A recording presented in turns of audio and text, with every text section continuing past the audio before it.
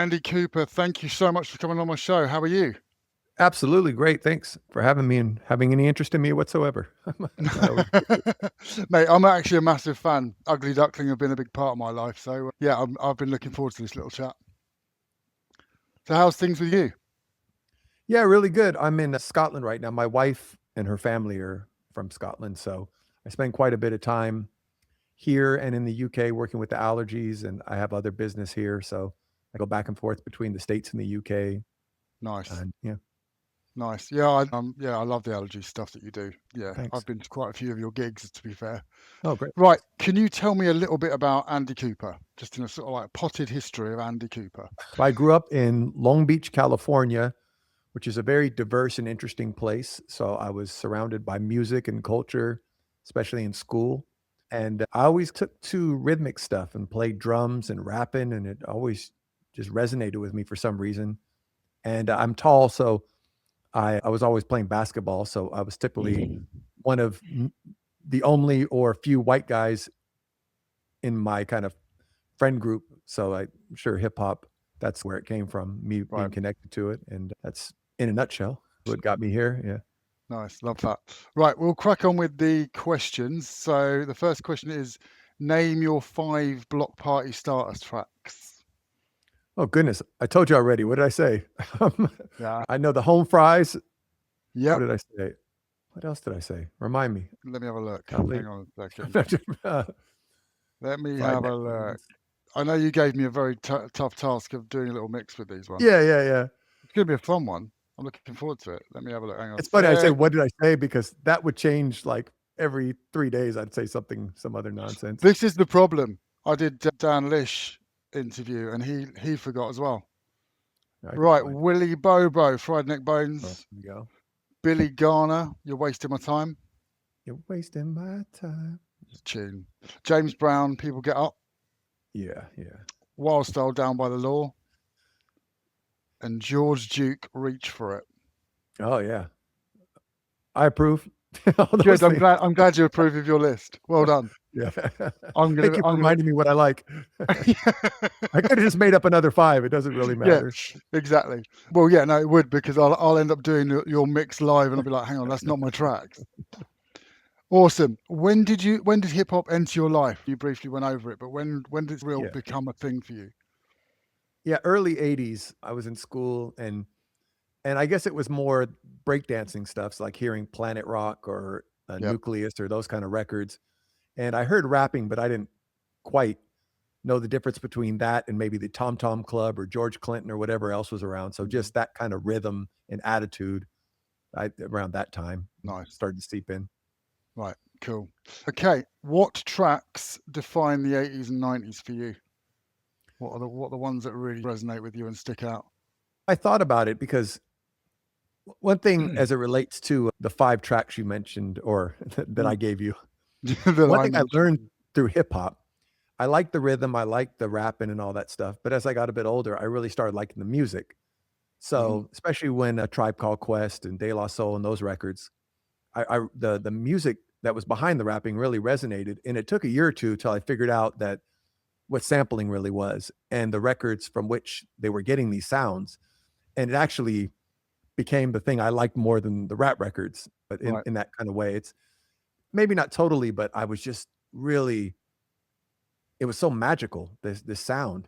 Yeah. And so I was thinking in terms of like what record typifies the 80s and 90s and what's its sampling makes for such a strange so many strange options because hip hop can be totally a rock thing, it can be a soul thing, it can be jazzy, it can be all this different stuff with a drum break that's from a rock record and a groovy record that's from something jazzy or Jimmy Smith or Yep. something.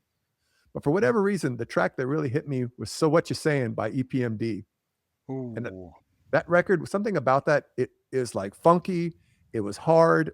I grew up on the West Coast, Yep. and street people in on the West Coast loved EPMD, but they were a New York group, and something about that, it just covered all the bases of like street hip hop, but it was funky, it was danceable. So it just seemed like a song that hit all the spots of that era to me.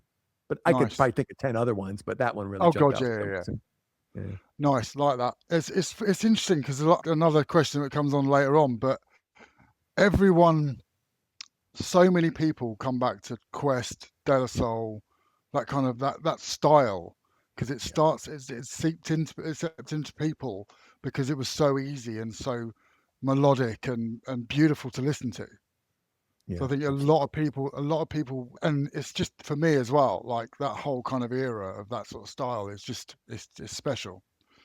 So Well, what's and next?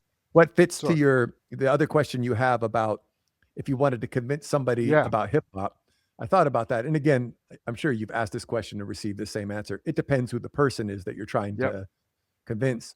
But I can say this with my dad, who likes music, but was always dismissive of like Run DMC and LL Cool J and just big beat bragging Yep. rapping. He just thought it was a joke.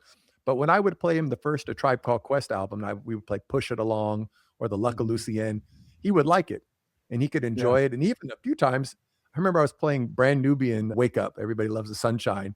And I Yeah. was getting out of the car to go to basketball practice and I started ejecting the tape. And my dad said, "Why don't you just leave it?" Like he was into it Really. because it's just such a now I forget the proper sample escapes me. He probably would have preferred the original track than the brand Nubian version, but nonetheless, it's like the music that you mentioned, Tribe Called Quest, Brand Nubian, whatever, all those Yeah. kind of groups. It's something that's it touches again a lot of bases. It's more musical. It's not just purely Yeah. rap. It's got the Yeah. rap and hip hop element, but it's got something that's very musical and oftentimes beautiful to it. So Yeah. I would lead with all that stuff, whether it was Paul's Boutique if they're a quirky person, or Yeah. Gangstar if they like jazz more. There's all those groups could connect with Yeah. people, I think, that don't like boom bap. Yeah. Love that. Well, thank you for taking the next question on because you just went straight into that. Seamless it was, I tell you. Right. What's next for you?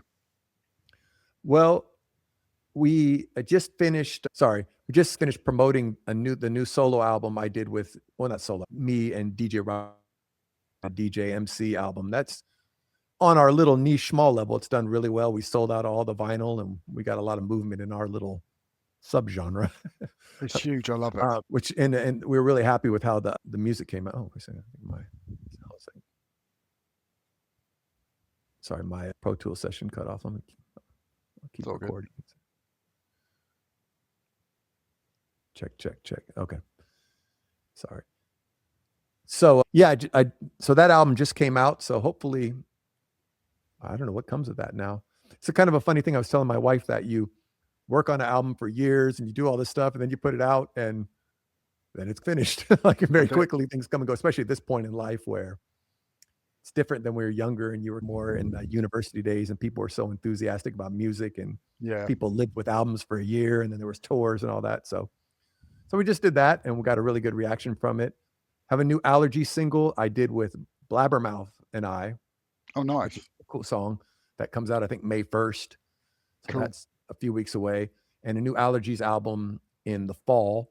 And so Love a that. tour that I usually tour with them during the summer, do festival stuff. So it'd be that. And I do a lot of work with a company called Audio Network where I create music libraries, Oh, wow. which some of it can be mercenary, just like background music for people who produce content. But I try and make real funky classic hip hop music within Nice. that.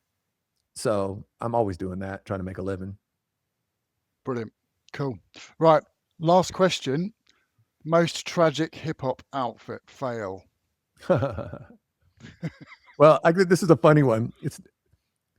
I remember, so for Christmas, I want to say, it must have been 1987, 1988, talked my mom into buying me the brand new Michael Jordan Nike suit. Nice. Um, and I don't remember which one it was. It was the first one or second, but I remember I was so excited and I got it for Christmas. And so after Christmas holiday, I remember wearing it to school on the first day. And I was pretty thrilled because I don't think anybody else had it. And I had it and it was, ooh, I got the new Jordan suit. But I remember a girl saying to me, "Ooh, that Jordan suit is fly. It's too bad you're wearing it." So Oh, she was ouch. right. What color It was would it? have been much better on somebody else. I agree. But Well, at least you were a basketball player. At least you could actually wear it. yeah, I suppose I was trying to style it. It was less of a tracksuit. It had a certain style to it. It's definitely more like new hip hop urban wear Nike suit. But Love that. yeah. I couldn't pull it off the way somebody else would have, I'm sure. That's kind of story of my entire life with respect to fashion. It's just a necessary evil for me. I'm just literally when I go on a stage or something, I'm just trying to not look like an idiot. That's my modus operandi. Right. And Yeah. one thing with the allergies, that's all of us. That's the one main thing we have in common is like just try not to look stupid.